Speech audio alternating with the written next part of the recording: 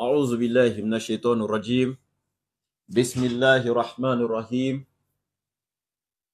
إن الحمد لله الذي نحمده ونستعينه ونستغفره ونعوذ بالله من شرور أنفسنا ومن سيئات أعمالنا. من يهد الله فهو المهتدي ومن يضلل فلن تجد له وليا مرشدا. أشهد أن لا إله إلا الله وحده لا شريك له. أشهد أن محمدا عبده ورسوله وصلى الله عليه وعلى آله وأصحابه ومن تبعهم بإحسان إلى يوم يقوم الناس لرب العالمين. ربي اشرح لي صدري ويسر لي أمري واحلل عقدة من لساني يفقه قولي.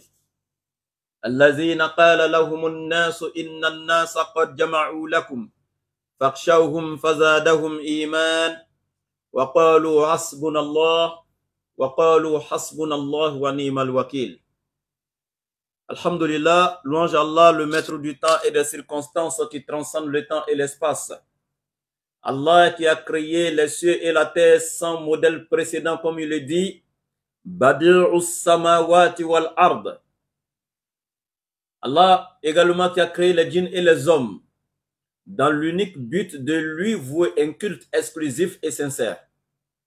Nous le magnifions, nous le disons merci, nous l'exaltons, nous l'implorons, afin qu'il déverse sa miséricorde infinie sur le prophète Mohammed alayhi salatu wa salam, sur tous ses compagnons, tous les membres de sa famille, tous ceux qui le suivront jusqu'au jour de Yawm al-Qiyamah.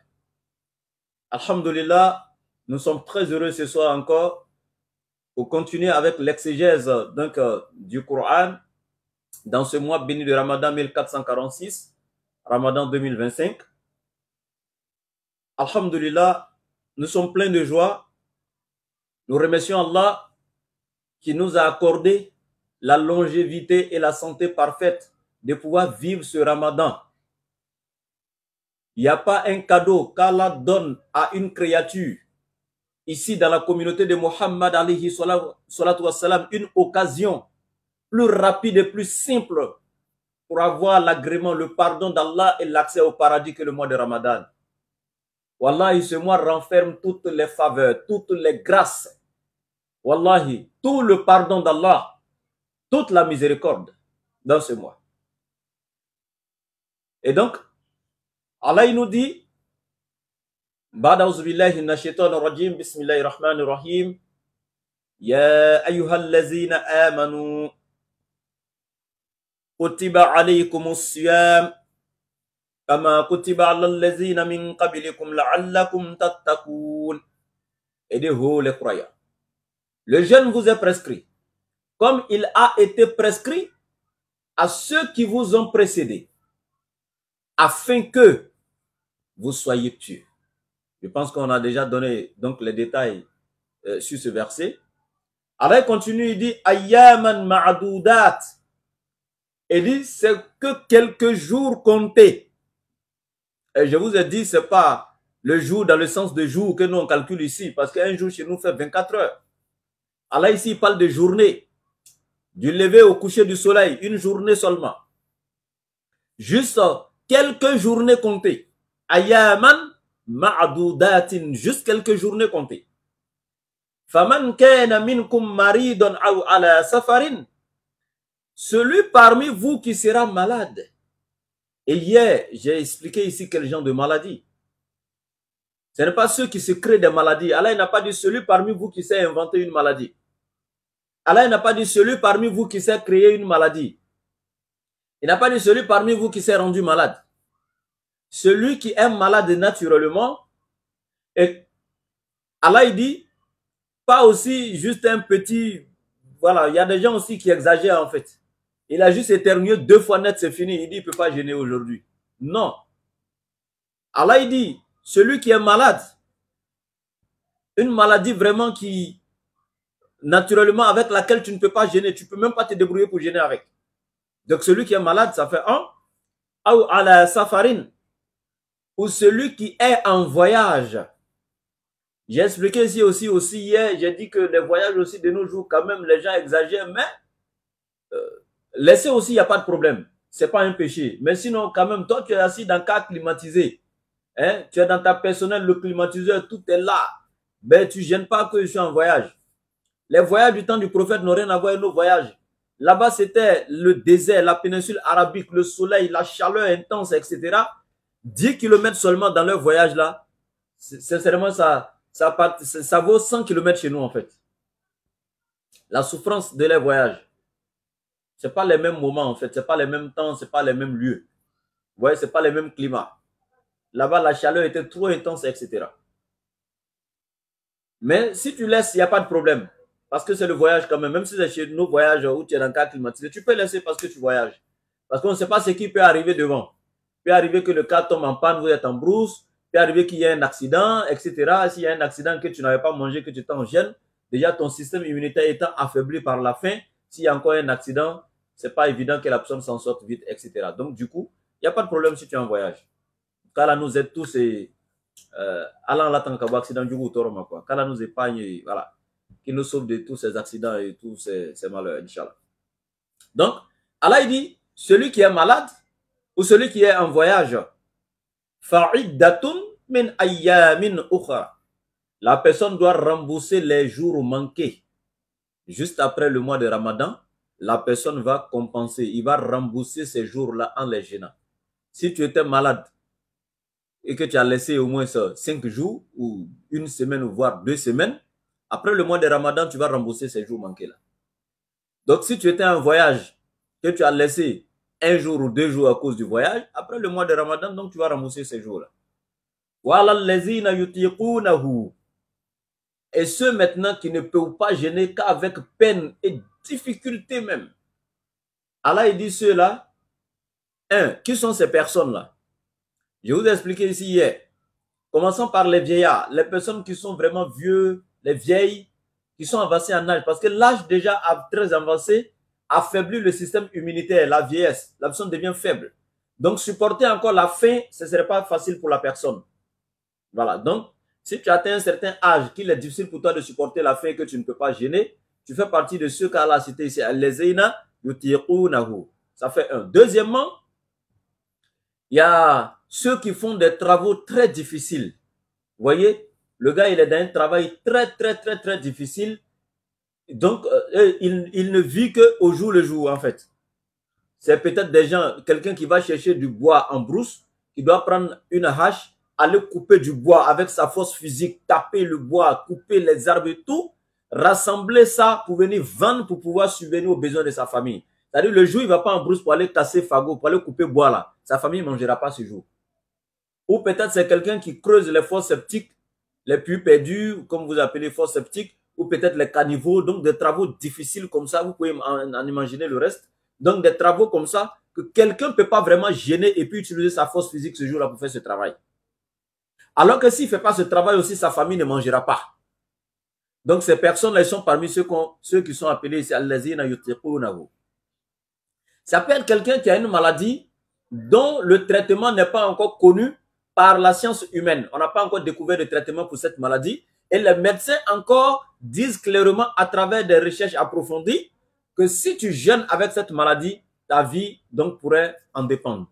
Donc naturellement, quand les preuves sont établies comme ça, et qu'il n'y a pas encore eu un traitement humainement connu sur cette maladie, et que les médecins disent que tu ne peux pas jeûner avec cette maladie, donc on ne peut pas dire qu'après le Ramadan, tu vas rembourser, puisqu'un traitement n'est même pas encore connu. Donc tu vas guérir ou pas, on ne sait pas, sauf si Allah opère un miracle. Donc comme la guérison n'est pas sûre et connue, donc naturellement, tu fais partie de ceux qu'on appelle al-lazina yutiqunahu.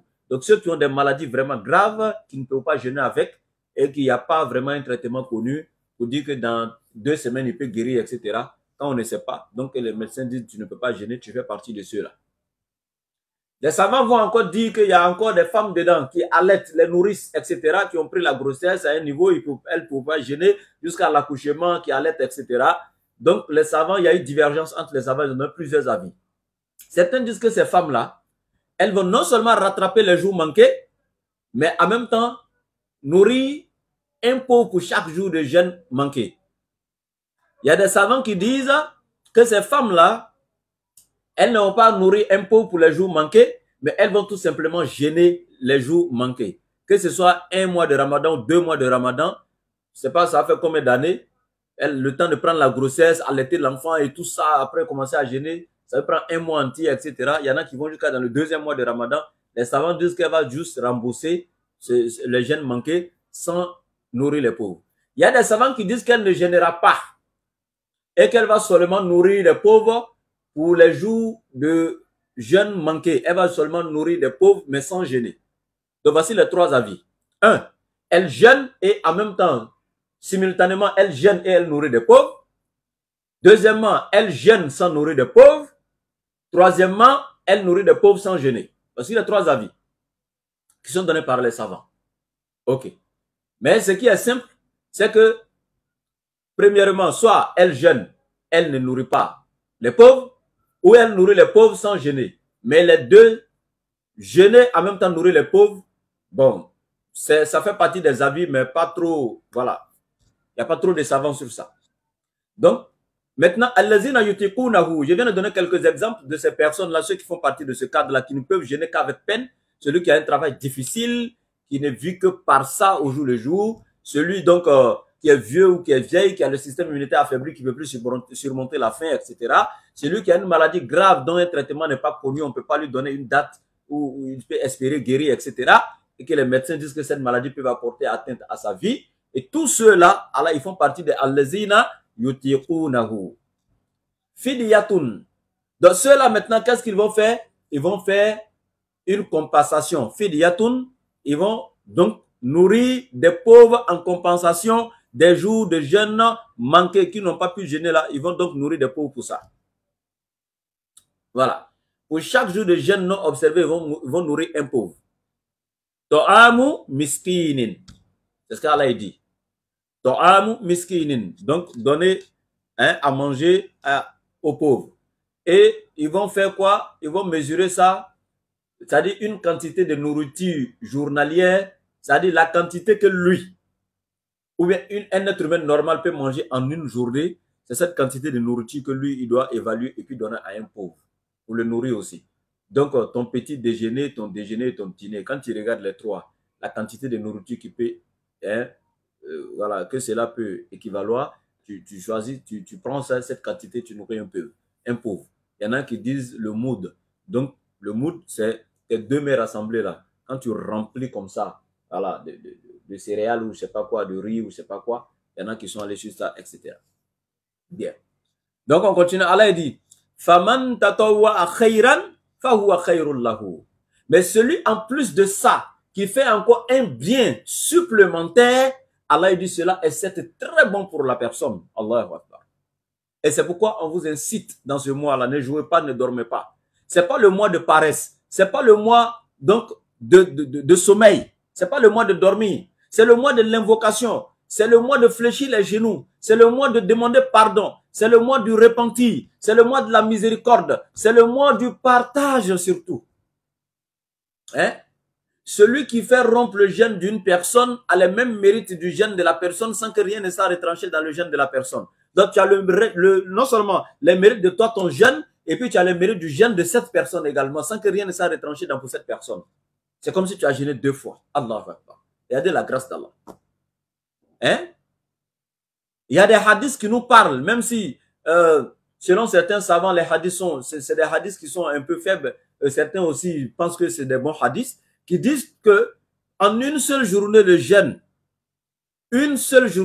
seulement, Allah il affranchit plus de 1 million de personnes pour le paradis. Hein? Une seule journée de jeûne. La dernière fois ici, j'ai donné cet enseignement et même j'ai pris l'argument de ceux qui disent 600 000 personnes. Il y a des gens qui m'ont demandé les références ou est-ce que ça existe, des preuves et tout. Vous pouvez voir ça dans Nuzhat al-Majalis wa Muntakab. Voilà, c'est une kitab. Nuzhat al-Majalis wa Muntakab al-Nafais. Vous pouvez voir ça dans cette kitab. Ou bien al-Maqasid al-Hassana. Al-Maqasid al-Hassana. Vous pouvez voir aussi dans cette kitab. Al-Maqasid al-Hassana. Vous pouvez voir ça là-bas. Donc, c'est un livre qui vérifie l'authenticité des hadiths qui sont répandus. Voilà. Al-Maqasid al-Hassana, c'est un livre qui vérifie l'authenticité des hadiths répandus, etc. Et vous pouvez voir ce hadith là-bas. Donc, mais tout ça pour vous parler des mérites du mois de Ramadan. Parce que un mois où Allah même dit, dans ce mois-là, le jeûne qui est fait là, c'est-à-dire aucun ange ne donne les mérites là. Non, aucun ange ne s'occupe de récompenser mes serviteurs. C'est moi, Allah, je prends la garantie de les récompenser. Mais tu vas dire quoi encore? C'est Allah qui prend la garantie de récompenser ses serviteurs, subhanallah. Hein? Très important. Donc, Allah continue en disant, celui qui fait un bien supplémentaire encore, en plus, Allah il dit, c'est-à-dire toi qui as pu gêner, et puis tu as fait un bien supplémentaire, ou toi qui n'as pas pu gêner, que tu as nourri des pauvres, et puis encore qui a fait un bien supplémentaire, Allah il dit, ça c'est très bon pour toi, c'est très bien pour toi. Donc l'occasion vous est donnée de non seulement pardonner vos péchés, de faire que Allah puisse avoir pitié de vous et résoudre beaucoup de vos problèmes qui sont restés en suspens. C'est l'occasion qui est là. Tu ne peux pas rendre quelqu'un heureux dans ce mois et puis Allah va te laisser dans l'angoisse et dans la détresse. Donc, partagez, ayez pitié des nécessiteux. Allah dit wa antasumu khairul lakum. Ouais, donc Allah a dit ici, depuis le début du verset, celui qui est malade, qui ne peut pas jeûner, il n'y a pas de problème. Celui qui est en voyage, il va laisser le jeûne, mais après, ils vont remplacer les jours manqués. Ceux qui sont aussi dans Allazina yutekunahu, qui ne peuvent pas jeûner qu'avec difficulté à cause de la vieillesse, à cause du travail qu'ils font difficile, à cause d'une maladie dont on n'espère pas vite la guérison, etc. Tous ceux qui sont dans ce contexte-là, Allah aussi dit qu'ils n'ont qu'à nourrir des pauvres et puis laisser le jeûne. Mais, en même temps, Allah il dit, wa antasumu khairul lakum. Mais si vous vous débrouillez pour jeûner, c'est ce qui est mieux pour vous. Wallahi. Il y a tellement le mérite du jeûne. Tellement sungalo nafakabo, tellement sun nafakabo. Allah il dit tout ça, non? Mais il te dit, hey, toi qui as juste été mieux 2 fois et puis tu dis tu ne peux pas jeûner là. Si tu te débrouillais pour jeûner, c'était mieux. Parce que ça là, c'est pas maladie qui allait t'empêcher de jeûner. Mais tu abuses en fait. Hein? À cause de petits trucs qui t'a eu net là, je ne gêne pas. Hey, attention. Allah dit si vous jeûnez, c'est ce qui est mieux pour vous. Les annulatifs du jeûne, on va arriver dessus aussi. Voilà, on devait faire ça depuis même le premier jour de Ramadan naturellement. Mais bon, l'oubli a fait que voilà. Mais je pense qu'on va toucher un peu les choses qui peuvent annuler ton jeûne, etc. On va toucher ça un peu, les annulatifs du jeûne, un peu après, Inch'Allah. Donc, naturellement, il ne faut pas gâcher, laisser tomber des occasions vraiment d'avoir le paradis juste à cause d'un petit bobo qui ne pouvait pas t'empêcher du tout donc de jeûner. Voilà. C'est vrai que si tu laisses parce que tu es malade, il n'y a pas de problème. Mais Allah est en train de te dire, ceux qui ont réussi à jeûner là, ah, mais c'est ça qui est bon, hein. Si vous jeûnez, ah, ça c'est encore plus bon. Donc, il dit, in kuntum ta'lamun, si seulement vous savez.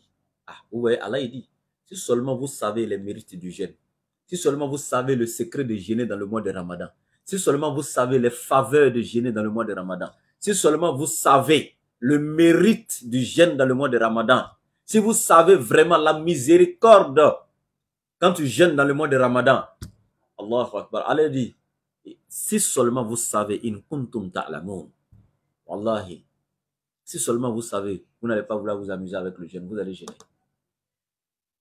Allah continue en disant, Shahru Ramadan allazi unzila fihi al-Qur'an. Et dit, c'est dans le mois béni de Ramadan que nous avons fait descendre le Coran. Au cours du mois de Ramadan que le Coran a été révélé. Shahru Ramadan, c'est dans le mois de Ramadan, unzila fihi al-Qur'an, que le Coran a été révélé. Ici, je vais profiter pour apporter un élément d'éclaircissement, enlever une ambiguïté donc, dans la tête de certains islamophobes, voilà, qui pensent qu'il y a une shubuhat ici, qui pensent que donc il y a une erreur, que parce qu'il y a d'autres versets où Allah dit le Coran est descendu durant une nuit, la nuit de Laylatul Qadr, le Coran la sourate 97. Et Allah dit que c'est dans la nuit de Laylatul Qadr que le Coran est descendu. Donc en une nuit. Mais Allah vient dire encore ici dans la sourate 2, verset 185, que c'est dans un mois complet que le Coran est descendu et qu'il y a d'autres passages, d'autres preuves encore dans la Sunna où les musulmans disent que le Coran a été révélé sur 23 ans. Donc pour eux, c'est une choubouat en islam, c'est une contradiction de la part d'Allah. Et donc je vais lever cette contradiction dans leur tête. C'est dans leur tête que ça se trouve, mais non dans le Coran ou dans l'islam. Déjà, Allah dit Shahru Ramadan allazi unzila fihi al-Qur'an. Il dit c'est dans le mois béni de Ramadan que nous avons révélé le Coran. Allah n'a pas dit ici dans le mois de Ramadan complet. Allah n'a pas ajouté. Donc c'est eux qui ont ajouté ça. Que le Coran est descendu durant un mois complet. Ça c'est eux qui ont ajouté ça. Allah n'a pas dit ça. Allah dit le Coran est descendu dans le mois de Ramadan. Mais il n'a pas dit que le Coran est descendu durant tout le mois de Ramadan. Non. C'est comme s'il te dit, mon frère là, il est né dans l'année 2025. Est-ce qu'il est né du 1er janvier au 31 décembre? Il était en train de naître dans 2025 là? Non. C'est pas chaque jour de 2025 qu'il est né. Il est né en 2025. Mais 2025 là, ça a commencé 1er janvier jusqu'au 31 décembre. Est-ce qu'il est né chaque jour jusqu'au 31 décembre? Non. Mais il est né dans l'année 2025. Donc le Coran est descendu dans le mois de Ramadan, mais c'est pas tous les jours de Ramadan que le Coran est descendu. Est-ce que vous comprenez? Ça fait 1. Déjà, avant de donner la bonne réponse, mais je suis en train de lever déjà, voilà, ces choses qui sont dans leur tête là. Ça fait 1. Deuxièmement, Allah il dit qu'il a fait descendre le Coran durant une nuit. Inna anzalnahu fi laylatil qadr. Donc, durant la nuit de Qadr. Donc, la nuit de Laylatul Qadr, Allah a fait descendre le Coran. Donc, il dit qu'il a fait descendre le Coran en une nuit. Mais cette nuit de Laylatul Qadr se trouve dans quel mois? Est-ce que c'est dans le mois de Muharram? Est-ce que c'est dans le mois de Zulqa'da, Zulhijja? Là. Rabiul Awal? Là. Rabiul Sani? Là. C'est dans quel mois? C'est pas dans le mois de Rajab, c'est pas dans le mois de Sha'ban. Cette nuit se trouve dans le mois de Ramadan. Hein? Inna anzalnahu fi laylatin mubarakatin. Ça c'est dans la sourate Dukhan, vous allez voir ça, verset 1er, sourate 44. Allah dit Inna anzalnahu fi laylatin mubarak. Allah dit il a fait descendre le Coran durant une nuit bénie. Et dans la sourate 97, il dit Inna anzalnahu fi laylatil qadr. Nous l'avons fait descendre durant une nuit, donc durant la nuit du décret. Voilà, moi j'aime pas dire la nuit du destin, j'aime dire la nuit du décret et je vais vous expliquer un peu pourquoi après. Donc ici, naturellement, Allah il dit durant une nuit. Maintenant, cette nuit se trouve dans quel mois? Dans le mois de Ramadan. Donc si la nuit cette nuit se trouve dans le mois de Ramadan, et qu'Allah dit j'ai fait descendre le Coran en une nuit, Allah a dit vrai. S'il dit j'ai fait descendre dans le mois de Ramadan, Allah a dit vrai, parce que cette nuit se trouve dans le mois de Ramadan. Donc je donne l'exemple encore terre à terre. Si moi je suis né dans les années 2024, dans l'année 2024, et que je dis à quelqu'un, je suis né durant mai 2024, j'ai dit vrai parce que mai se trouve, le mois de mai était dans l'année 2024 également. Donc si je suis né en mai 2024, j'ai raison. Mais si je coupe mai même et puis je dis je suis né en 2024, j'ai raison. Je suis né en 2024. Je suis né en mai 2024. C'est la même chose. Donc, c'est comme ça. Le Coran est descendu en une nuit. Cette nuit se trouvant dans le mois de Ramadan. Celui qui dit le Coran est descendu en une nuit a dit vrai. Celui qui dit le Coran est descendu dans le mois de Ramadan a dit vrai. Mais ils n'ont pas dit que ça a commencé depuis le premier Ramadan jusqu'à la fin de Ramadan. Ce n'est pas chaque jour de Ramadan que ça descendait. Maintenant, cette descente du Coran n'est pas sa descente sur la terre. C'est ce que les gens doivent savoir. Cette descente du Coran n'est pas sa descente sur la terre. Le jour où le Coran est descendu dans la nuit de Ramadan, la nuit de Laylatul Qadr, ce n'est pas sa descente sur la terre. Ce n'est pas de ça qu'Allah parle. C'est ça aussi qu'il faut savoir. Le Coran, le livre d'Allah saint, c'est un bloc entier. Allah a pris le Coran entier en bloc. Il a donné à Jibril alayhi salam. Et il a descendu ça, déposé où? Au ciel le plus bas. Baytul Izza. Jusqu'à Baytul Izza. Au ciel le plus bas. Jibril est descendu avec le Coran pour le déposer là. Est-ce que vous comprenez? Donc, le Coran, Allah l'a fait descendre en un seul bloc. Le complet est descendu. Donc, des lieux les plus célestes, les plus élevés, Allah a fait descendre, venir déposer au ciel le plus bas. C'est de cette descente qu'Allah parle. Et du moment où le Coran est déjà quitté, dans les lieux les plus élevés, descendu jusqu'au ciel le plus bas, c'est fini. Ce qui veut dire la descente maintenant est déjà faite. Il est déjà descendu jusqu'au ciel le plus bas. Le Coran est descendu. Ça s'est fait durant la nuit de Laylat al-Qadr. Allah l'a pris en entier pour une dépôt au ciel le plus bas. Donc c'était déjà décrété que le prophète Mohammed allait le recevoir. Donc il a fait descendre en un bloc durant une nuit pour une dépôt au ciel le plus bas, à Baytul Izza. Et c'est de là maintenant que Jibril va le prendre maintenant, verset par verset, selon les circonstances des révélations, pendant 23 ans maintenant pour nous donner au prophète. Un peu. Et maintenant, prendre maintenant du ciel le plus bas, verset par verset pour nous donner au prophète, reparti pour nous donner. C'est ça maintenant, verset par verset, selon les circonstances, etc. C'est ce qui a duré 23 ans. Donc, vous voyez, il n'y a aucune contradiction. En un seul bloc, le Coran complet, Allah l'a fait descendre des lieux célestes jusqu'au ciel le plus bas, jusqu'à Baytul Izza, complet comme ça, et quitté pour nous déposer au ciel le plus bas. C'est ce qui s'est passé Laylat al-Qadr, durant la nuit de Qadr. Et dans le mois de Ramadan. Dans le mois de Ramadan. Maintenant, prendre maintenant du ciel le plus bas, verset par verset, pour nous donner au prophète. Par exemple, les premiers versets de la sourate Allah qui sont descendus, c'était les 5 premiers. Iqra, bismi rabbika allazi khalaqa, khalaqal insana min alaq, Iqra wa rabbukal akram, allazi allama bil qalam, allama al insana ma lam ya'lam. Les 5 versets de cette sourate sont descendus donc sur le prophète. Et Allah n'a pas fait descendre le reste de la sourate que longtemps après. Bueno, donc c'est descendu de façon fragmentée. Le Coran est descendu de façon fragmentée. Et vous pouvez voir ça dans la sourate 17, la sourate Isra. Allah il le dit vers la fin de la sourate. Il dit, c'est moi Allah qui ai fait descendre le Coran muqsin ala muqsin, de façon fragmentée. Hein? Donc c'est comme ça. De façon fragmentée, là, c'est ce qui a duré 23 ans. Mais en un seul bloc, c'est descendu des lieux célestes jusqu'au ciel Baytul Izza. C'est ça, Allah il dit, inna anzalnahu, nous avons fait descendre le Coran filé là tel cadre des lieux élevés jusqu'au ciel le plus bas. Et maintenant, de prendre au ciel le plus bas, venir maintenant donner au prophète un peu. C'est ce qui a duré 23 ans du ministère prophétique de Muhammad. Allah dit, Shahru Ramadan allazi unzila fihi le Coran. C'est durant le mois de Ramadan que nous avons fait descendre le Coran.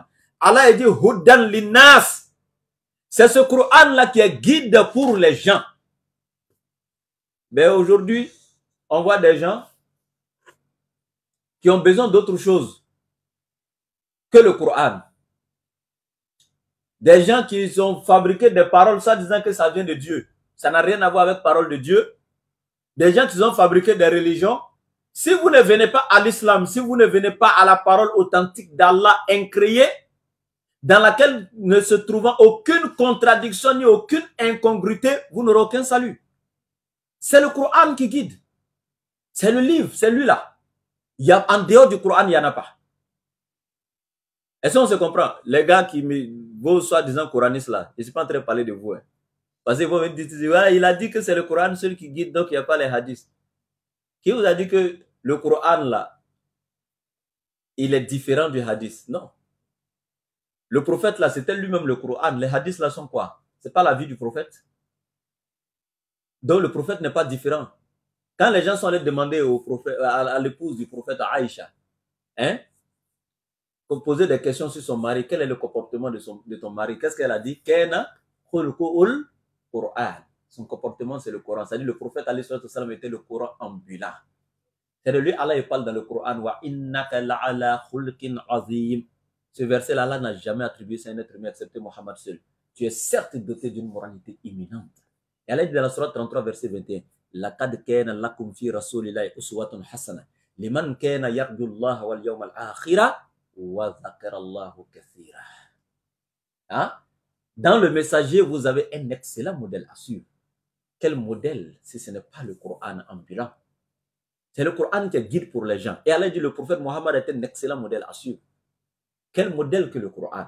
Il était le Coran ambulant. Allah lui dit, Fastamsik billazi uhiya ilayka. Il dit, Wa innahu la zikrun laka wa liqaumik wa sawfa tus'alun. C'est Allah qui parle.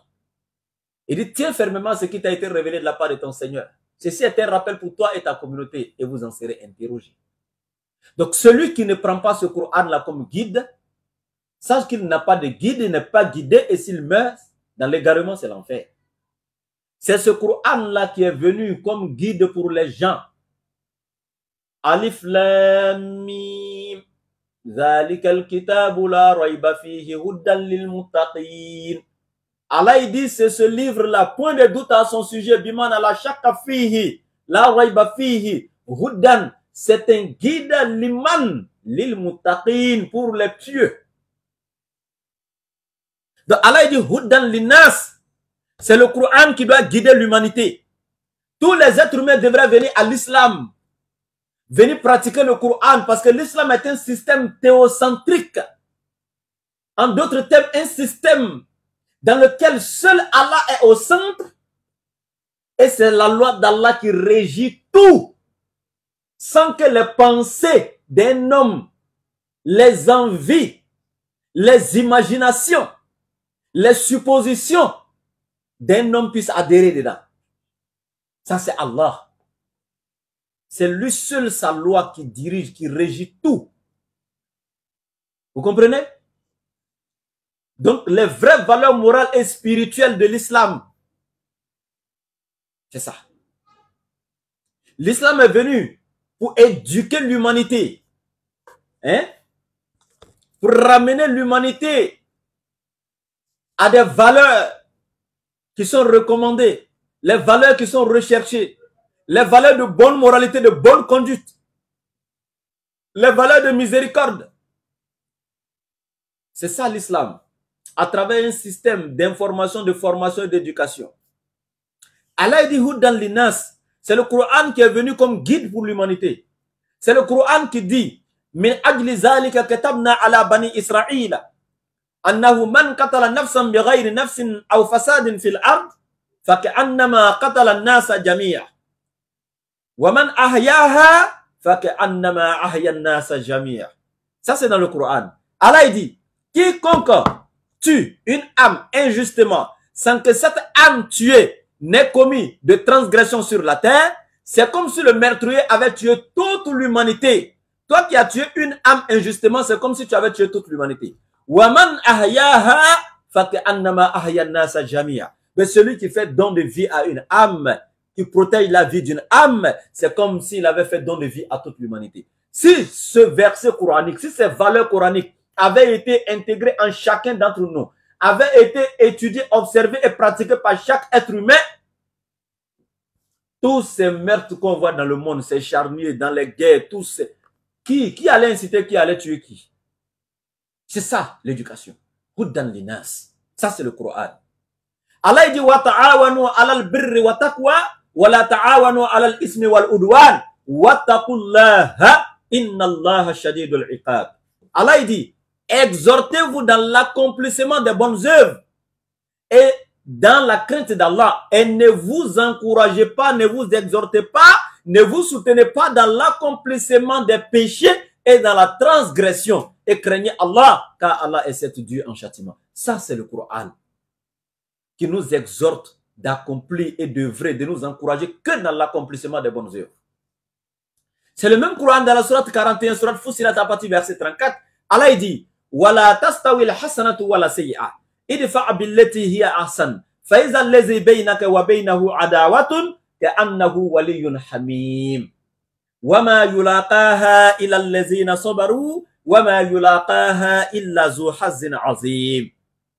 Allah dit le bien et le mal ne sont pas semblables.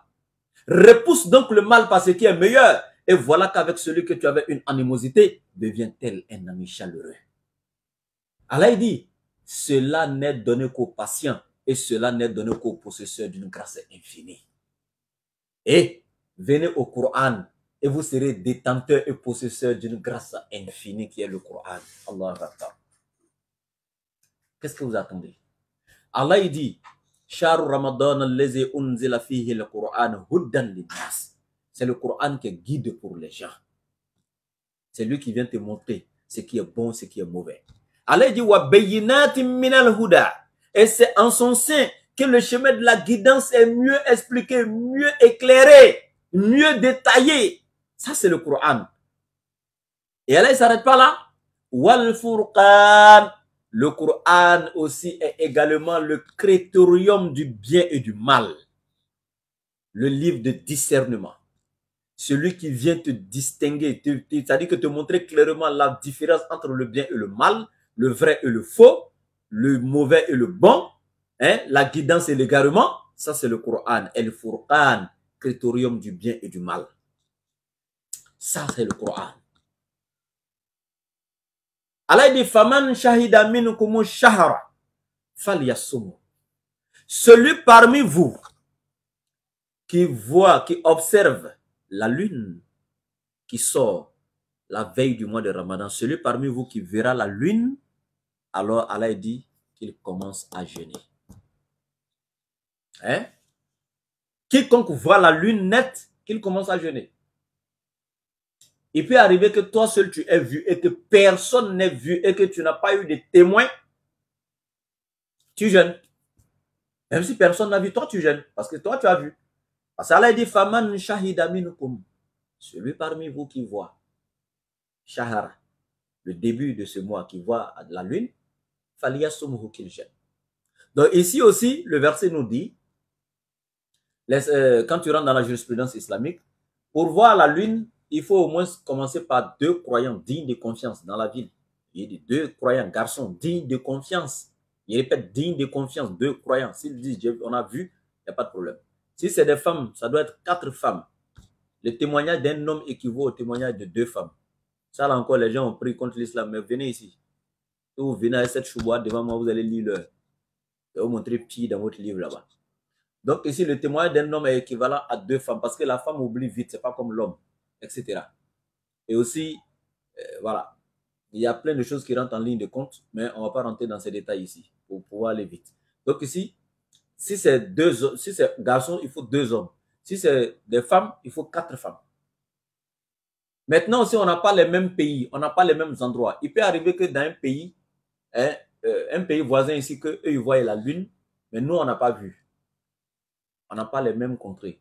Souvent, il y a des périodes où les nuages couvrent beaucoup le ciel, on ne peut pas voir ici, etc.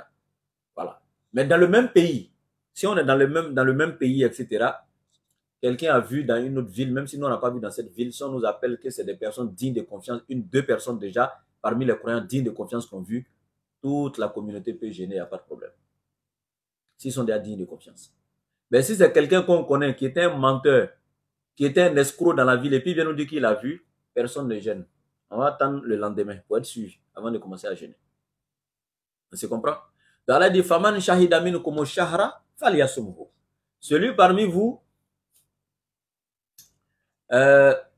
qui observe, donc qui est témoin, donc qui a vu la lune, donc à la veille de Ramadan, qu'il jeûne. Falyasumhu. Allah continue. Waman kana maridun aw ala safarin fa'iddatun min ayyami ukhra.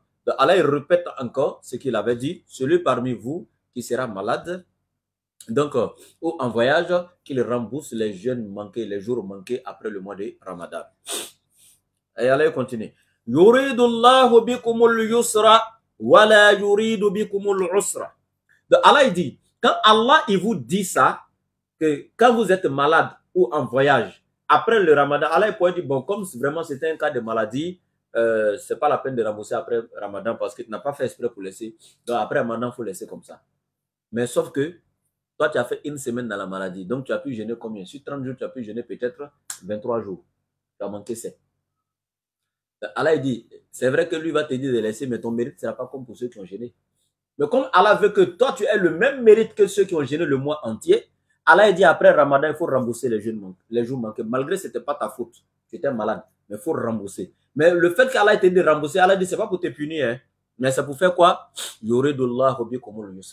Allah, c'est dans l'optique de te faciliter les choses, de faciliter l'acquisition de son pardon, de sa miséricorde, de sa grâce, donc du paradis, pour vous faciliter les choses.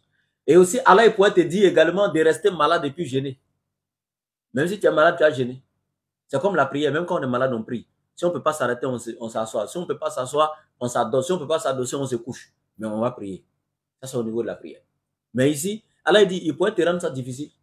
Il dit, il faut rester malade et puis tu as jeûné. Mais malgré ça, Allah dit non. Je vais te faciliter. Allah est trop miséricordieux et doux. Allah, la yukallifullahu nafsan illa wus'aha. Il n'impose à aucune âme une chance supérieure à ses capacités. Allah, il ne fait pas ça. Allah, il te dit, si tu es malade, il faut laisser. Si tu es envoyé, il faut laisser. Yuridullahu bikumul yusra.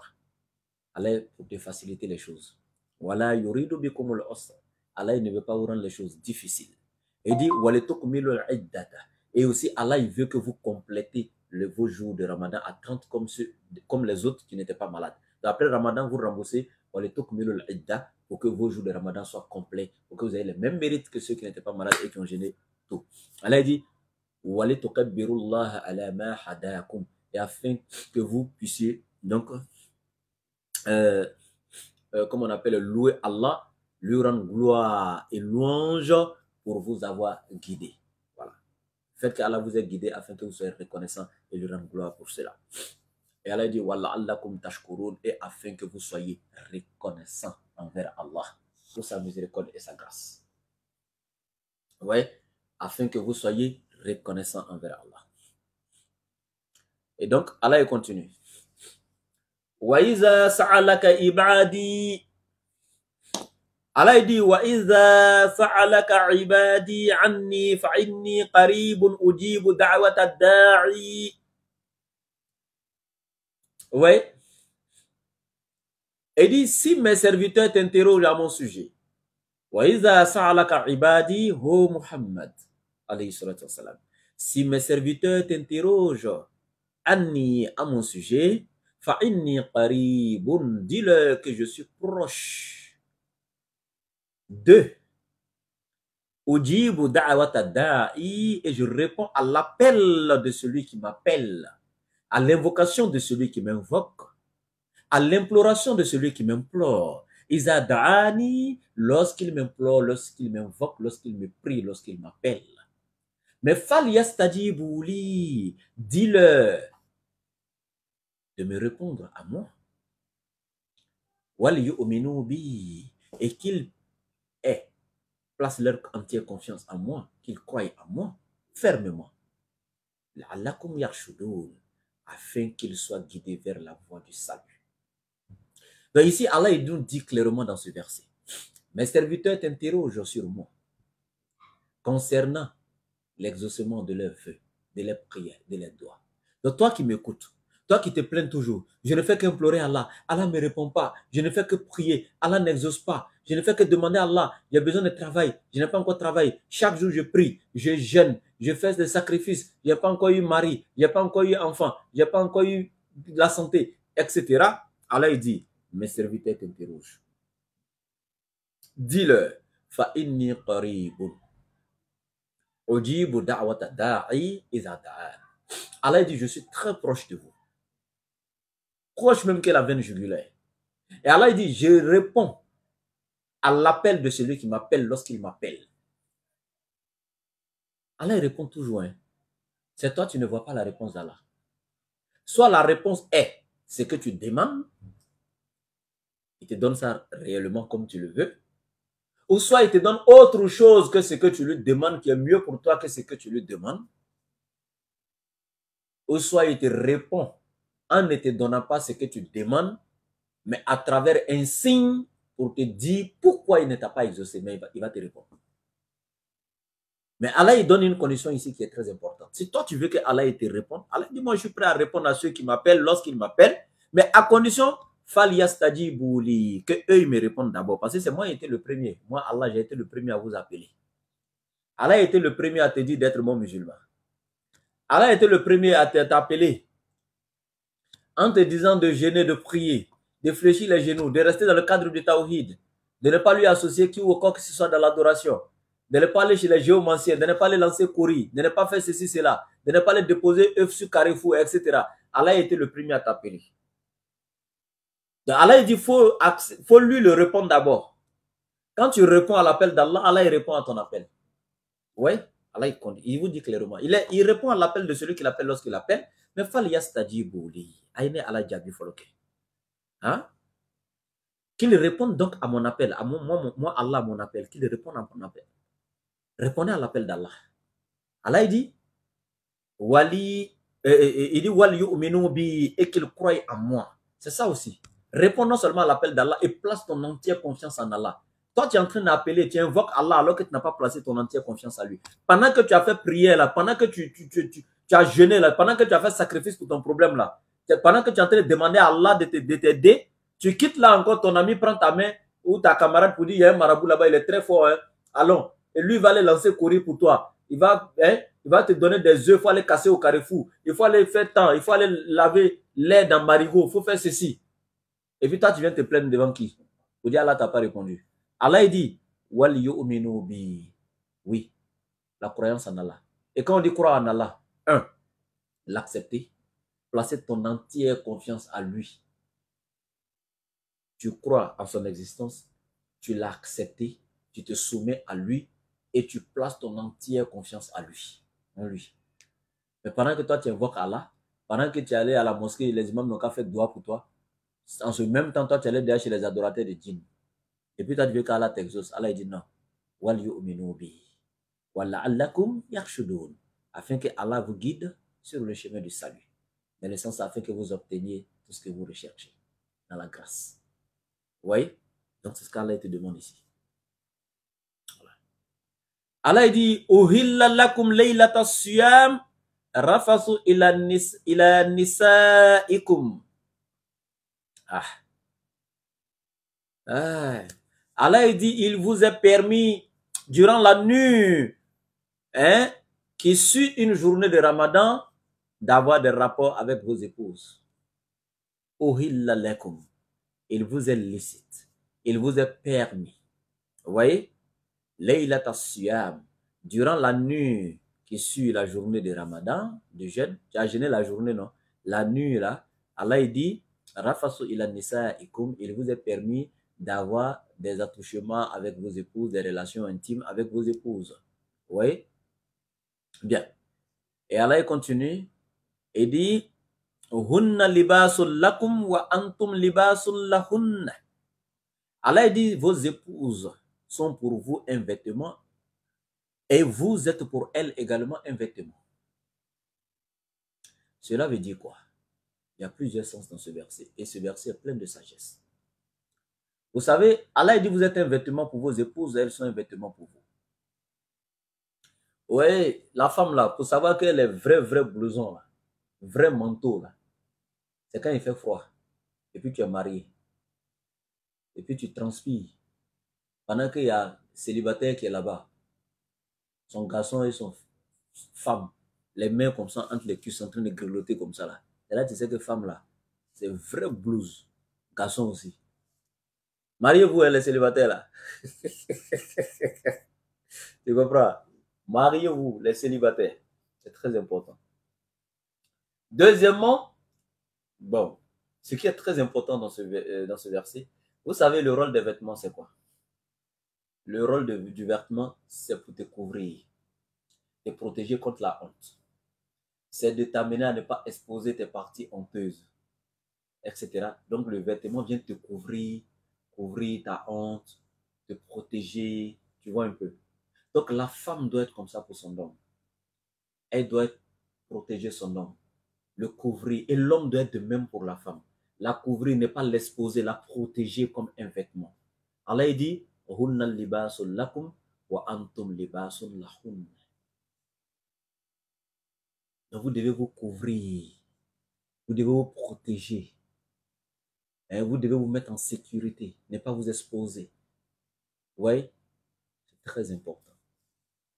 Allah dit, Alim Allahu annakum kuntum takhtanuna anfusakum fataba alaykum wa afa ankum. Allah dit, Allah il sait où? Allah il sait de... Il y a beaucoup d'entre vous là qui se sont cachés de façon, c'est-à-dire clandestinement, qui sont livrés à des rapports avec les épouses durant la nuit du mois de Ramadan. Parce que vous savez, quand Ramadan a été prescrit nouvellement au temps du prophète, la nuit de Ramadan là, on ne pouvait pas avoir des rapports non plus avec nos épouses. En fait, c'était durant tout le mois qu'on ne pouvait pas avoir des rapports même. Mais il y a des sahabas qui n'ont pas pu surmonter. Parmi eux, il y avait Sayyidina Omar même. Il a eu des relations avec sa femme la nuit du mois de Ramadan. La nuit. Donc après, eux-mêmes, ils ont vu que ça là, c'est vraiment dur. Ils sont tentés même. Donc, Allah, il a révélé au prophète. Il dit, je sais que parmi eux là, il y a des gens qui se sont adonnés à de telles pratiques. Ils se sont cachés pour coucher avec les femmes la nuit. Mais il faut leur dire, c'est bon. C'est bon. On va limiter ça qu'à la journée. La nuit, là, je leur donne l'autorisation. Allez-y vers vos épouses, ayez des relations avec elles, il n'y a pas de problème. Regardez comment Allah est doux. Regardez comment il est magnanime. Regardez comment il est science pour nous. Regardez comment il nous comprend. C'est pas facile. Hein? On devait faire ça pendant 30 jours, même les nuits, là, c'est pas facile. Mais regardez comment Allah est science. Et dit, fal'ana, maintenant là, bashiruhunna. Vous pouvez aller maintenant vers vos épouses, vous pouvez cohabiter avec elles tranquillement. Wabtagu ma kataballahu lakum. Allah il dit, et cherchez maintenant ce qu'Allah vous a prescrit. Vous pouvez aller vers vos épouses, ayez des relations avec elles, conformément à la prescription d'Allah, en respectant les bonnes manières, voilà, dans la bonne moralité, etc. Et cherchant donc ce qu'Allah a prescrit pour vous, des enfants pieux, etc. Et tout. Voilà. Donc, Allah il dit, wakulu washrabu. Et durant ces mêmes nuits de Ramadan, vous pouvez manger. Wakulu, mangez, washrabu et buvez. Allah il dit, hatta yatabayyana lakumul khaytul abyadu min al khaytil aswad min al fajr. Min al fajr. Donc, Allah il dit, donc, et vous pouvez manger et boire jusqu'au moment où vous pourrez distinguer un fil blanc d'un fil noir. Jusqu'au moment où vous pouvez distinguer un fil blanc d'un fil noir. C'est-à-dire la lueur légèrement blanche qui commence à sortir quand la nuit commence à disparaître à l'heure de Fajr, là, en ce moment. Hein? Donc, quand la lueur blanche commence à sortir légèrement, le temps commence, tu vois, la nuit commence à se dissiper légèrement et tout. En ce moment, tu peux distinguer entre un fil blanc et un fil noir. Allah dit à partir de ce moment, vous devez arrêter tout rapport avec vos femmes, arrêter de manger et de boire à partir de Fajr. Bien. Donc, Allah continue et dit, min al-Fajr, donc à partir de Fajr, summa atimu siyam, et donc à partir de Fajr, vous reprenez encore le jeûne, l'abstinence de manger, de boire, et l'imtina wa anil akli wa shurbi. Donc, et aussi s'abstenir d'avoir des relations avec son épouse, et la layli jusqu'au début de la nuit. Jusqu'au début de la nuit, les soirs encore. Wala tubashiruhunna wa antum aakifuna fil masajid. Et dit, et vous êtes interdit également d'avoir des relations avec vos épouses lorsque vous êtes en retraite spirituelle dans la mosquée. Parce qu'il y a des gens qui font des retraites spirituelles durant les 10 derniers jours de Ramadan. Je préfère vous dire ça en même temps, hein, c'est très important. Vous qui faites les retraites spirituelles, là, si vous voulez faire retraite spirituelle, c'est permis en islam. Mais à condition, il y a des conditions à remplir. Tu décides de passer les 10 dernières nuits de Ramadan à la mosquée, il y a déjà les toilettes dans la mosquée. C'est interdit de quitter dans la mosquée pour dire je vais à la maison pour aller rentrer dans la toilette. Tu décides de faire retraite spirituelle, tu quittes, tu vas à la maison pour aller avoir des rapports avec ta femme et puis tu reviens à la mosquée. Allez, à partir de 21h, tu vas à la maison, tu fais des rapports tout autour avec ta femme, tu te laves à 0h et puis tu reviens continuer ta retraite à la mosquée. Ça ne peut pas aller. Tu décides de faire retraite, tu te retires de tout, tu vas faire ta retraite spirituelle à la mosquée durant les 10 dernières nuits de Ramadan. Monsieur comprend? Voilà, soit tu choisis de faire ta retraite, soit tu restes à la maison avec ton épouse, tu fais ce que tu veux avec elle. Donc ici, Allah dit, il ne vous est pas permis pendant que vous êtes dans les mosquées en retraite spirituelle d'avoir des relations avec vos épouses. Voilà. Donc, Allah il continue en disant, Tilka hududullah, telles sont les limites d'Allah. Telles sont les limites qu'Allah a mis en place. Personne ne doit griller le feu d'Allah. Quand le feu est rouge là, en islam c'est rouge, on ne grille pas feu tricolore d'Allah. Ce sont ses limites. Personne n'a le droit. Telles sont les limites d'Allah. Fala takrabuha. Alors ne vous en approchez pas. Ne transgressez pas les lois d'Allah. Allah dit, Kazalika yubayyinu Allahu ayatihi linnas. C'est ainsi que Allah expose clairement ses versets aux hommes, la'allakum yattaqun, afin qu'ils craignent Allah, afin qu'ils soient pieux. Donc, voici un peu à ce sujet. Et voilà. Et maintenant, je vais vous donner quelques mérites du mois de Ramadan à travers quelques hadiths authentiques qui sont très importants. On prend ici un premier hadith authentique rapporté d'après Abdullah ibn Amr, qui nous dit ceci. Le prophète sallallahu alayhi wa sallam a dit: le jeûne et le Coran intercèdent en faveur de l'homme auprès de son Créateur le jour de la résurrection. Donc ici, selon Abdullah ibn Amr, le prophète alayhi salatu wa sallam a dit un jour, il dit: le jeûne et le Coran intercèdent en faveur de l'homme auprès de son Créateur le jour de la résurrection. Donc vous voyez, le jeûne et le Coran, c'est deux amis inséparables. C'est les deux là qui marchent ensemble. Parce que le jeûne du mois de Ramadan, c'est dans le Ramadan que le Coran est descendu. Donc ça fait partie des mérites du mois. Le Coran est descendu dans ce mois. Deuxièmement, il y a une nuit dans ce mois qui est mieux que 1000 mois. Et donc, vous voyez, cette nuit encore fait partie des mérites du Ramadan. Le jeûne en lui-même encore fait partie des mérites. Oui, mérite. Donc, vu que le Coran est descendu dans le mois de Ramadan, donc naturellement, le mois de Ramadan devient l'anniversaire du Coran. C'est pourquoi, mon frère, si tu jeûnes, il ne faut pas faire toute la journée sans écouter la parole d'Allah, que ce soit à travers ton téléphone, que ce soit des audios, des versets coraniques que tu as écoutés ou des tafsirs, etc. Écoute le Coran.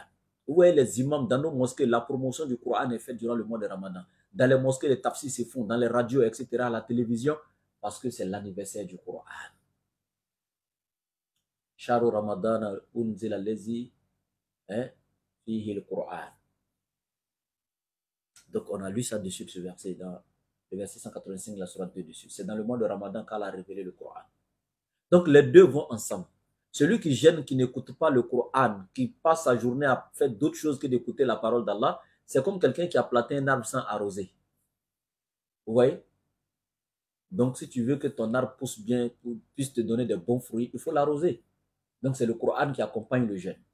C'est pourquoi les deux, le jour de Yom Al-Qiyamah, c'est les deux qui vont intercéder pour les serviteurs d'Allah qui les observaient, les deux, et qui les pratiquaient. Celui qui lisait constamment beaucoup le Coran, dans le Coran, Allah dit il y a deux sœurs jumelles qui sont deux sourates, la sourate Baqarah et la sourate Al-Imran, qui vont non seulement intercéder pour celui qui lisait le Coran, et elles seront comme un nuage entre celui qui les lisait, entre leur tête et le soleil, qui va se rapprocher d'une distance de 7 coudées au-dessus de la tête de tout le monde le jour de Yom Al-Qiyamah. Le jour où le soleil va se rapprocher de 7 coudées au-dessus de nos têtes là. Et dit ce jour-là, la sourate Baqarah et Imran seront des nuages et qui vont être un parasol entre toi et le soleil. Et les deux sourates là vont intercéder pour toi dans le Coran. Et le prophète ajoute ici le jeûne également. Donc le Coran et le jeûne. Le jeûne va intercéder. Et qu'est-ce que le jeûne dira?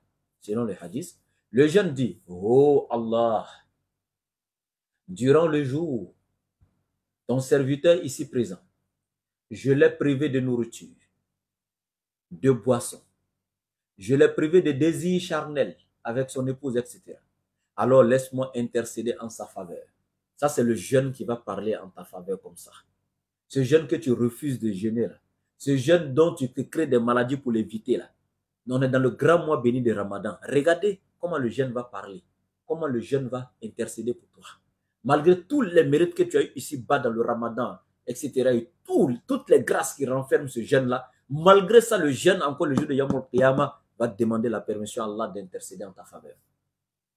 Et le Coran également va dire: je lui ai privé de sommeil dans la nuit. Alors Allah, laisse-moi intercéder en sa faveur. Alors il intercède. Rapporté par Ahmad selon une chaîne authentique. Et encore, on a un autre hadith qui est le hadith de Abu Umayma. Abu Umayma a dit: je suis venu dire au messager d'Allah sallallahu alayhi wa sallam, c'est-à-dire moi-même Abu Umayma, je suis venu voir le messager d'Allah sallallahu alayhi wa sallam et je lui ai dit: ô messager d'Allah, ordonnez-moi d'un fait qui mène au paradis sans embouteillage. Ordonnez-moi quelque chose qui va me faire aller directement au paradis sans embouteillage. Et le prophète alayhi wa sallam de répondre à Abu Umayma en lui disant: recours-toi au jeûne. Et il n'a pas de pareil. Ça, c'est le prophète qui parle. Recours-toi au jeûne et il n'a pas de pareil. Parmi toutes les actions qui vont te donner le paradis, le jeûne, il n'y a pas de pareil. Ça, c'est la Rasoul alayhi salatu wassalam qui dit. Et il dit: il n'a pas de pareil. Puis, j'ai demandé, moi, Abu Umayma, j'ai encore demandé au prophète une deuxième fois la même chose C'est-à-dire, donne-moi encore une autre chose qui va me faire adhérer au paradis sans embouteillage. Et le prophète lui dit encore, recours-toi au jeûne. Ce hadith est rapporté par Ahmad, par Nasai et par Hakim. Il a authentifié également.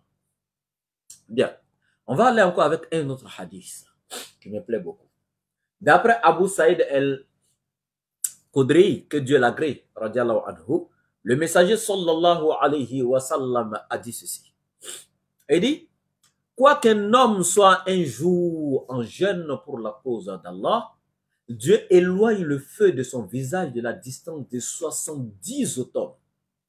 Rapporté par le groupe d'ulémas, sauf Abu Daoud, Indal Jumhur. Donc tous les autres, que ce soit Bukhari, Muslim, Nesai, Ibn Majah, etc., Ahmad, etc., et tous sont rapportés, excepté Abu Daoud. Donc ce hadith, il est clair, il est authentique. Le prophète alayhi salatu wassalam dit, celui qui jeûne ne serait-ce qu'une seule journée de jeûne, Allah éloigne son visage de l'enfer d'une distance de 70 automnes. 70 saisons. En d'autres termes, 70 ans. Allah éloigne son visage d'une distance de 70 ans. Écoulez. Allahu Akbar. Une journée de jeûne, imaginez-vous. Une seule journée. Et toi qui as jeûné les 30 jours de Ramadan, imaginez-vous la distance entre vous et l'enfer. Qu'est-ce qu'on attend? Qu'est-ce que nous attendons, les gars, mes frères et mes sœurs en islam? Qu'est-ce qu'on veut de plus?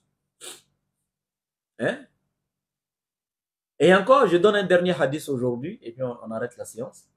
D'après Abu Huraira, radiallahu anhu, le prophète sallallahu alayhi wa sallam a dit, quand Ramadan arriva, un mois béni vous est venu. Ça c'est Rasoul alayhi salatu wa sallam, le prophète qui dit. Lorsque Ramadan arriva, le prophète alayhi salatu wa sallam dit, un mois béni vous est venu. Vous êtes obligé de le jeûner. C'est-à-dire, il est de caractère obligatoire. Comme Allah il a dit, Kutiba alaykum bimana furida. Kutiba alaykum siyam. C'est à caractère obligatoire. Vous êtes obligé de le jeûner. En outre, dans ce mois-ci de Ramadan, les portes du paradis sont ouvertes et celles de l'enfer sont fermées. Les diables, ils sont enchaînés. Allahu Akbar. En plus, vous y trouvez une nuit meilleure que 1000 mois. Celui privé de sa faveur est privé d'une grande chose. Celui qui sera privé de la faveur de Ramadan, à cause de sa négligence, à cause de ses péchés, à cause de sa non-observance du jeûne du mois de Ramadan, etc., ou d'autres choses, il dit, cette personne est cette privée d'une grande chose. Allah Akbar. Ce hadith c'est rapporté par Ahmad, Nasai et Bayhaq. Donc ici, mes frères et sœurs en islam, sincèrement, c'est Allah qui nous a offert le mois béni de Ramadan gratuitement, un grand mois, plein de mérites. Donc qu'est-ce qu'on attend? Qu'est-ce qu'on veut de plus? Wallah, qu'est-ce qu'on veut? Donc ici, on va s'arrêter là aujourd'hui. Voilà, je disais, on a besoin de votre soutien dans ce mois. Voilà, on a besoin de votre soutien dans ce mois pour la connexion, etc. Donc voilà, on a besoin de votre aide, de votre soutien dans la dawa. On convertit les gens, on a besoin de votre soutien pour pouvoir les aider. Hier, il y a des convertis qui m'ont appelé, je crois, vers Bondoukou, vers Bouna, qui m'ont appelé, ils sont convertis à l'islam, ils sont nouveaux, c'est des chrétiens, ils sont des familles chrétiennes, ils sont convertis. C'est pas facile à cause de leur venue à l'islam, les parents les détestent, les parents même mettent certains dehors, ils sont obligés d'aller vivre chez leurs amis. Donc le mois de Ramadan est difficile pour eux. Pour rompre le jeûne, pour avoir le souhour et tout ça, vraiment c'est pas facile. Les gens nous appellent à longueur de journée. Nous, on ne peut pas aussi les soutenir parce qu'Allah nous a pas facilité aussi les moyens, sinon on l'aurait fait. Voilà. Voilà. Donc vraiment, on dit ça, si vous pouvez nous aider à aider les gens et tout, ça nous fera plaisir. Donc soutenir, les gens en ont besoin, les gens appellent et tout. Voilà, il n'y a pas plus tard qu'hier, il y a quelqu'un qui est en train de me demander un service. Vraiment, c'est pas facile pour les gens. Donc pour vous, c'est l'occasion pour vous d'avoir les mérites, de partager, d'avoir vraiment, on ne sait pas pourquoi, par quelle œuvre Allah va te donner le paradis, tu ne sais pas. Voilà, tu ne sais pas c'est par quelle œuvre. Donc aide ceux qui sont dans le besoin, Inch'Allah. Et aussi ceux qui sont intéressés par les cours de théologie en religion comparée et les cours d'alphabétisation en langue arabe qui débuteront le 5 avril, Inch'Allah. Et tous ceux qui veulent le contact aussi pour nous soutenir, pour nous aider, voilà, dans ce mois, et nous aider à aider aussi les convertis et tout. Le contact, c'est le plus 225, le 07 97 08 14 17. Je répète, le plus 225, le 07 97 08 14 et 17. Je répète encore, le plus 225, le 07 97 08 14 et 17. Donc, le numéro, vous pouvez écrire sur WhatsApp, etc. C'est très important, c'est un numéro WhatsApp et tout. Donc, soutenez-nous pour qu'on puisse aider aussi ceux qui sont autour de nous, qu'on puisse avoir la connexion, aussi partager la parole d'Allah durant tout ce mois, partager les bons moments, les mérites de ce mois, etc. Raffermir nos foi les uns les autres, nos craintes révérentielles, Inch'Allah, dans ce mois. Avoir beaucoup de mérites, Inch'Allah, c'est très important. Allah nous aide et qu'il nous facilite tous. Alhamdulillah. Salam alaikum.